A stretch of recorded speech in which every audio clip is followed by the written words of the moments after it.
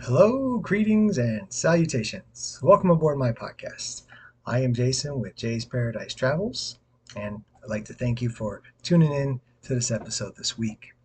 In a previous episode that I talked about the Green Bay Packers and Wisconsin Badgers, within that episode, I had alluded to the fact that when I saw the Green Bay Packers, it was my second preseason game that I had seen with them that year. The other one was when they played, at the time, the Washington Redskins. This episode is going to feature that game as well as another Washington team, the Washington Nationals. Two teams from Washington that I have seen and wanted to talk about in the podcast today. I'll start with the Washington Nationals. I guess I'll be doing this chronologically. They were the team that I saw first in Washington. Now, Washington does have a couple other teams, the Washington Capitals as well as the Washington Wizards. I have not seen those teams yet, and so when I do see those teams, I will eventually make a podcast on that. Um, I thought about I've been thinking about this podcast a lot and how to do things going forward with it. I've even got you involved with the poll that I had about how I should do it as regards bundled trips or or city separated. That was the what won out in the end. And even then, I haven't seen every team in every city yet. I mean, it's a when I break it down, I do have a method to my madness of how I do it. When I break it down, it relates to a 30-year project, and I'm in the middle of that. So I haven't seen everyone yet. So I was racking my brain. Should I talk about teams that I've seen in a certain city, but if I haven't seen the other teams yet? Well, I'm going to. In this podcast, that's what I'm going to do. And I think about this podcast a lot when I'm not recording. And another thing that I had thought of that kind of inspired me for the Tampa Bay sports one. Now, in that one, I did see all the teams, and I talked about all of them. Milwaukee was the same, although that wasn't the state of Wisconsin itself was separated because Green Bay and University of Wisconsin Badgers was a separate podcast. So I guess I've already kind of started that down that road. But with that Tampa Bay one, we had a free giveaway shirt at that game, and I wore it for it since it was fitting that I was talking about Tampa Bay. So it kind of inspired me to think about it. If I talk about it, some teams, maybe wear one of the team's shirts while doing it. That way, it's just part of the podcast, I guess. So I actually got this at a local consignment store for a few bucks, and so I'll wear it here today while I'm talking about the teams. Not going to wear every team because then I'd have to take it off, put the other one on. That would be a big. Uh, Nobody wants that. So let's just focus on you just have one team on. So, anyways, again, as a to for this podcast, I will be talking about the Washington Nationals as well as the Washington. Was the Redskins when I saw them? We'll get into that. Anyways, the Washington Nationals, again, doing this chronologically. So this is going back years before I was married. Although I was with Selena, she was my girlfriend at the time, and we were talking, we were dating. Um, well, we weren't married yet. I don't even think we were engaged yet. We were just talking and dating. Um, I went to this game by myself. Now, this is going back when I first met my wife and had gotten married. I was a flight attendant. I was a flight attendant at the time for a company called United. Many people have probably heard of United. When I first started with United, they were actually Continental Airlines and then eventually merged with United Airlines. So I went from Continental to United. Um, and I was on a layover in Washington, D.C. that day. And since I was there and there was a game going on, of course, as part of my hobby, that's what I'm going to do. I'm going to go to a game. I do remember being there. I don't remember how far it was that I had to travel for it. I do remember getting on a subway and being very cramped in that subway. Uh, but I don't remember if it took me a long time to get from the hotel that we were staying in to it or not. And I don't remember if I had to switch a ton at all. But I just remember that once once I got to the ballpark, whatever stop that was in the train that I was on, subway that I was on, once I got out of there, walked a little bit. It wasn't far. It was like right there. Walked out of it. I could see it. Um, Not far at all. So that was nice. That was a little bit more. convenient, I guess you could say. Really glad about that. And it's kind of amongst just in this city area, buildings around it. Um, but it not like not I don't remember like super tall skyscrapers or anything, but just amongst the buildings. Um, Anyways, to go up there, kind of look around, went across the street, took some pictures of the outside of the building because that's what I like to do. I also was at the home base entrance, home plate, however they worded it. I was there. That's where I eventually went in. It was pretty easy from what I remember to get a ticket, walk up and buy one. I miss those days. If you heard my Tampa Bay podcast, it's not as easy nowadays. You can't just go up to the box office and buy a ticket. A lot has to do with your phone and apps and things like that. So, but back then it was a little bit easier. That's what I did. Um, since it is going a ways back, to remember exactly what was surrounding, like within the concourse, if I ate any, I doubt I ate anything with the food there. I can't quite remember. I do remember I was in the upper deck on the third base line, and it was a day game to start. I would say day game to start. It was a night game, but it was still light out when the game started. Eventually, when the game ended, it was dark out. They were playing the Pittsburgh Pirates at the time, and for for those of you that may know baseball, especially if you're a Nationals fan, you would know this. So years ago, back in 2010, June of 2010, they had the debut of a famous pitcher. He was hot out of college, had all kinds of hype surrounding him. His name was Steven Strasburg, and his opening game was against the Pirates, and it was an electrifying atmosphere. He had a ton of strikeouts and a win that day. The place was full, jam packed, live atmosphere. I came the next day. All that stuff that I described was the day before me. Um, I just saw highlights of it, and I got to come the next day. Guess what? The next day, not as electrifying, not as many people, not as exciting. Although a decent score. Um, Got to see some runs in this game, 12 altogether. Definitely take a score like that. However, the intensity that you would get from a full crowd, jam-packed, live electric atmosphere, wasn't quite there. They all came the night before when Strasburg made his debut, way back when. And I was thinking about that too. Like I can't believe how time flies because I believe he did retire.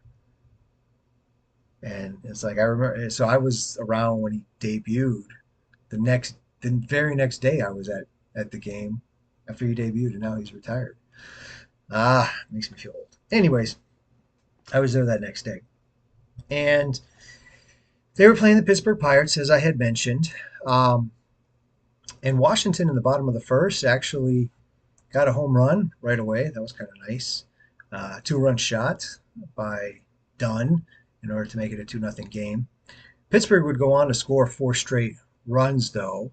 They would have three of them in the third inning, as well as another one that would be in the fourth to make it a 4-2 ball game.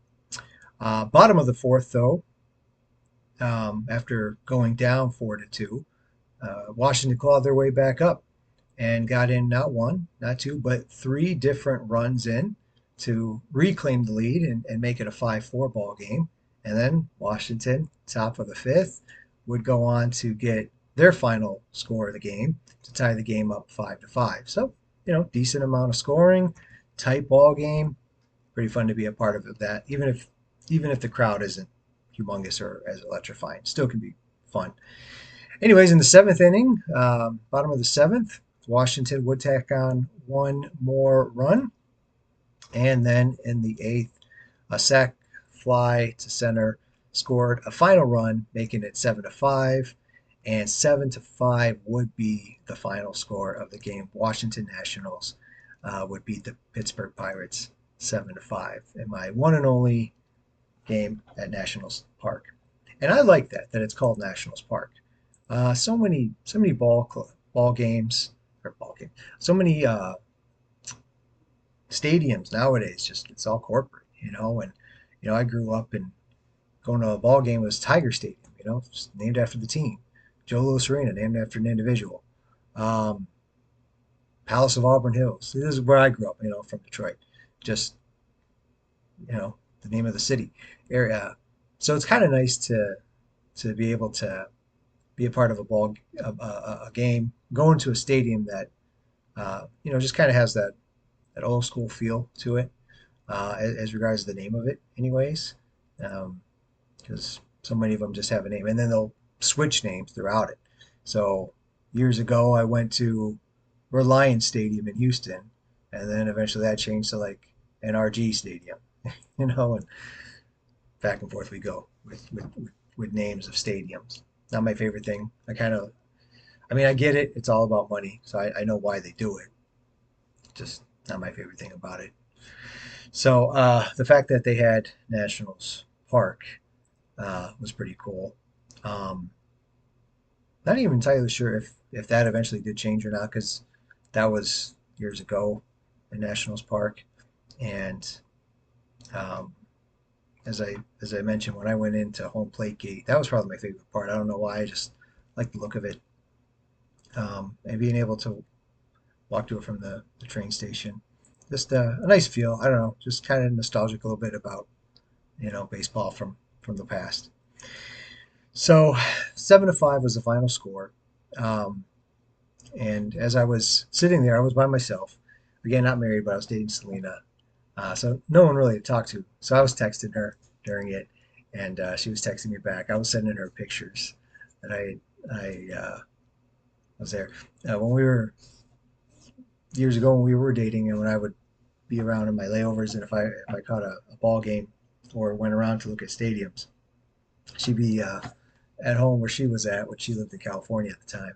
She'd be like looking up the stadiums and telling me little facts about them. So I appreciated that about her. That was nice.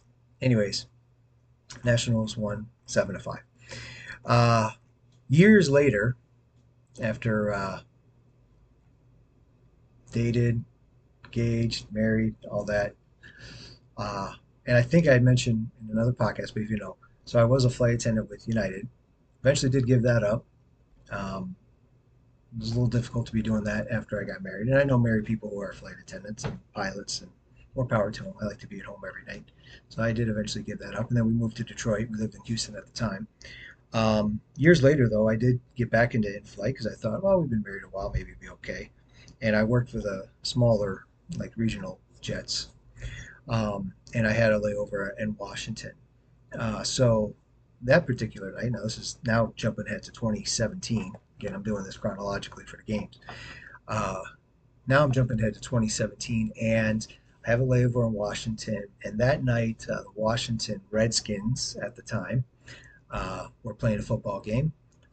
If you're not a humongous sports fan and don't know what's going on with that, eventually the Redskins dropped that name, um, and just were known as the Washington football team. They were that for a couple years, and then they eventually did choose a name, and now they're the Washington Commanders. Um, that's who, it's the same organization, just a different name. Back when I saw it, it was the Washington Redskins. And they played at FedEx Field. I think that's still their name of the unless some corporate thing. And I say that I think because it can happen so fast that a corporate name gets replaced on a stadium. Um, and if I don't keep up with it, because they're not exactly around here, I'm not in Washington to keep up with it. Uh, they may have changed their name and I didn't even know about it. So at least back then when I went, it was FedEx Field. That may or may not still be FedEx Field. I think they are, but whatever. Anyways, I was on a layover with a smaller carrier. I was married now by this time. Um, and to be able to get to the hotel that we were staying at, we as in the flight crew, because I was by myself in this as well, to get to FedEx Field was quite a distance. It was quite a commute, quite a hike, not exactly easy. Um, and back then, they didn't necessarily have the apps like they do now. Like they have, StubHub and SeatGeek and Game Time, all them. They have their own apps. You can easily get on your phone, purchase tickets on your phone, gets delivered to your phone. Um, Back then, it was a little bit more difficult to do that. They still had those, websites like StubHub and whatever, but you could buy it and then you have to wait for the seller and whatnot. Which I mean, still kind of do to a degree, but it was just a little different back then. So, anyways, um, I was in the hotel lobby. They had like one computer, and I was really debating whether or not I really wanted to go to this or not. And the reason being was because of that commute. It was going to be such a hassle to get there and get back.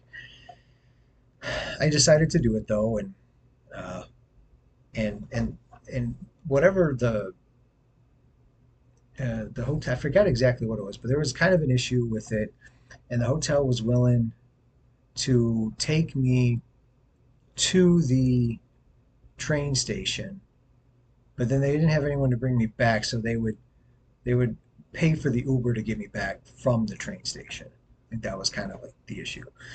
Okay, cool. So they drive me over to the train station. Train station goes stop after stop after stop. Takes a long time to get to the hotel that we were at over to where we need to be. And then even when I got there, it wasn't like the Nationals where you know, there it is, there's the stadium within walking distance. I mean, I did walk it, but it took a while. It was at least a mile to 2 miles away, if I remember correctly. It wasn't like right there. It did take a little bit of time to walk it. Now going there, I'm hyped. I'm excited. I'm going to a game. I get to see a stadium. I'm always excited about that. Take the pictures. Add to my hobby. Again, love to share that with you. So, if something you want to see or have me to help you with, Instagram and Facebook, Jay's Paradise Travels. Feel free to look. Reach out to me at j.paradise.travels@gmail.com. Be happy to help you with it. So, anyways, I'm excited to go there. I'm pumped, amped. Makes it easy to go there. A little bit more difficult coming back. But I got there, and it was nice and bright out still. Similar to when I saw the Washington Nationals. It's light by the time the game started. And I'm walking up there, and I'm seeing it from the outside, taking pictures of it. And I go inside, and I get there actually early enough where I can kind of walk around a little bit there to at the get to see the start of the game as well, and all the pregame stuff. Them coming out of the field. Most football teams do something like that. They're gonna have some kind of pregame thing, and depending on the circumstances, sometimes I get there on time, sometimes I don't. Maybe it depends on who I'm with or the commute or whatever. This particular case I did. And as I was walking around the stadium, one thing I thought was really cool about this stadium was they had a lot of history within the concourse. They showed a lot of history of the team. They showed a lot of history of their previous stadium, RFK, where the Redskins used to play. And they had pictures all over the wall. I didn't take pictures of that, and I kind of regret not doing that, but I thought that was really cool. They had a lot of history of their team and their stadium within the stadium, within the concourse walls that you could look around. That was really cool, really unique, I thought. So I appreciated that. Anyways, this was a stadium that was, from what I remember correctly, it's kind of surrounded by neighborhoods, which like the Nationals, are kind of more in the city a little bit more. The buildings, this one's a little bit more surrounded by neighborhoods. That's kind of cool, I suppose. If you live near the stadium, that must be pretty cool to be able to, if you're a Washington fan, anyways, be able to just top outside and be in walking distance within the stadium, go to the game. Anyways, this was a preseason game, and it was against the Green Bay Packers. The second time I saw Green Bay that year, well, actually, this was the first. I would end up seeing them twice, and the second time was the podcast I did about Green Bay. This was the first time I see it. And as I mentioned, that podcast, spoiler alert, Green Bay wins the game. Um, for being a road game, Green Bay Packers did have a lot of fans there. They have a passionate fan base, that's for sure. And the stadium wasn't completely full, that's for sure. It was a preseason game, the second preseason game of the year. Back then, that's when they had four. The second game, starters maybe were out there for a couple drives, something like that. You don't see them a ton. Um, so usually the third preseason game was the one that you would see the starters the most. Despite that, though, like I said, Green Bay Packers fans, they traveled, and even though it wasn't a completely full stadium, by the end of it, when the game was finishing up, and as I mentioned, Green Bay did win the game, all Packers fans were there screaming out for their Packers team. They're a passionate fan base. I respect that about them. The game itself wasn't a humongously high scoring game. In the first quarter, Washington did get out to an early lead. They kicked a field goal um, to make it 3-0, and I believe that was like within the first couple minutes of the game. Later on in the first quarter, Aaron Rodgers did what Aaron Rodgers does. He led a 15 play, almost 8 minute drive and 75 yards to do a three yard touchdown pass to Bennett to take the lead 7-3. In the second quarter, uh, they would exchange touchdowns. Green Bay would score one. Um, Rodgers was not out there at the time. Brent Hundley was in now. He threw a 5 yard touchdown pass to Aaron Jones to make it a 14-3 game. But with 13 seconds left to go in the half, Kirk Cousins would throw a touchdown pass to Jamison Crowder to cut the lead to 14-10. Again, tight game going into the second half. Third quarter, Washington actually did take the lead again with a Colt McCoy touchdown pass to make it 17-14. Had the lead all the way up to the fourth quarter when Taysom Hill scored a touchdown for Green Bay. End up giving them a 21-17 lead that they never relinquished. So Green Bay final score won 21-17. They would be victorious in that one as well as victorious in the other preseason game that I saw. 2-0 for them, I guess, for my record with them in the preseason there. Well, ever really. Only seen them, I think, those two times. And the Redskins would lose. Redskins are no more, as I mentioned. They eventually switched their names over to just the football team, the Washington football team. Now they're the Washington Commanders. Um, and they've had, sometimes they're very decent, and sometimes they haven't been that great. It kind of goes up and down. They've had some really good players come through there. Um, Never enough to get to a championship. I mean, since like the '90s, until just this recent year when the Lions finally won a couple playoff games. It was '91, their last season, that they actually won a playoff game. It was one playoff victory in like 60 or 70 years. Beat the Dallas Cowboys. They were one game away from the Super Bowl, similar to what happened this year with San Francisco. And who did they play before the Super Bowl? They played the Washington Redskins, and the Redskins demolished them that game. Absolutely destroyed them. So the Redskins did have a history, a historical team in the past. They've had a good organization before, but just haven't been able to do it pretty much since. So again, that history was on display inside the stadium, which I really appreciate about the stadium itself. Uh, Going back though, boy, was that difficult. So as I said, coming there to take a car ride to the train, take a it was like a 2 hour train ride, and then have to walk a mile or 2 miles over to the stadium. That's one thing when you're going to the game, you've got the energy, you're excited, you're amped up. Game's over, you're tired, long day, and now you've got this 2 to 2.5, 3 hour commute back to the hotel.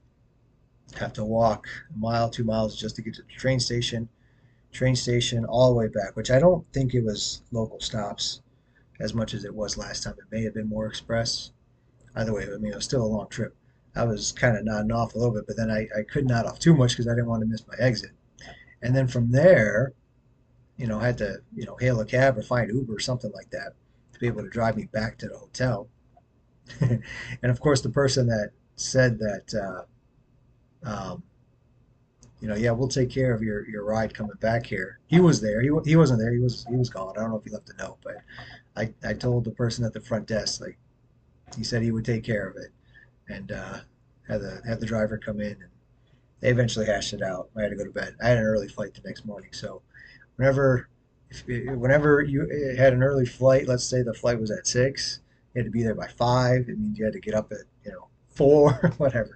And this is coming home late, so I didn't get a whole lot of sleep that night. Um, But the reason I did it was because there was plenty of times in the past where as a flight attendant before with United, I had the chance to go see a game, and for whatever reason or not, I just didn't take the opportunity.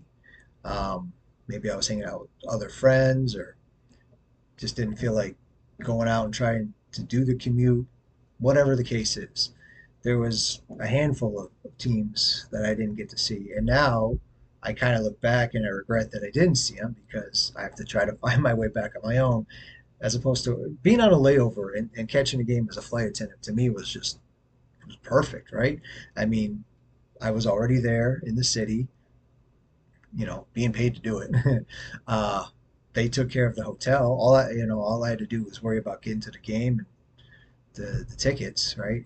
But at least the travel and the hotel, place to stay was all taken care of. So if I had it in the ability to do it, I did it. And there's quite a few. As time goes on, as I continue on with my podcast, you'll hear me talk about different teams that I've seen as I was on layovers. Both teams in Washington, the Redskins and the Nationals that I got to see, they were both layover games.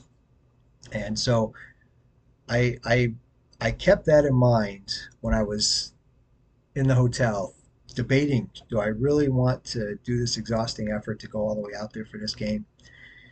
Years later, as I look back at it, I'm glad I did. Now I can say that I've seen it. I check it off my list. I have the pictures as memories. Now I get to share it with you, fine folks. So I'm glad I did it. Back then, it was difficult, and especially the night or the day after when I had to get up super early and go to work.